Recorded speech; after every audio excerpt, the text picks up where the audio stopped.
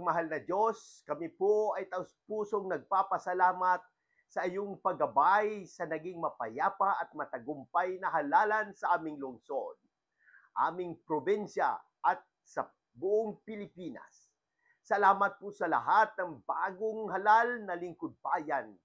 Idinadalangin po namin na pagkalooban ninyo sila ng karunungan, malasakit at katapatan sa kanilang paglilingkod.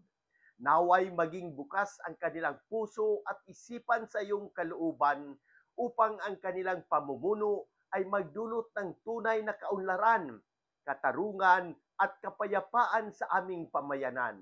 Gabayan mo po sila araw-araw upang ang kanilang mga desisyon at hakbang ay maging salamin ng iyong pag-ibig at katarungan. At nawa kami rin bilang mamamayan ay makiisa sa kanilang layunin para sa kabutihan ng nakararami. Ito po ay aming dalangin sa ngalan ni Jesus na aming Panginoon. Amen.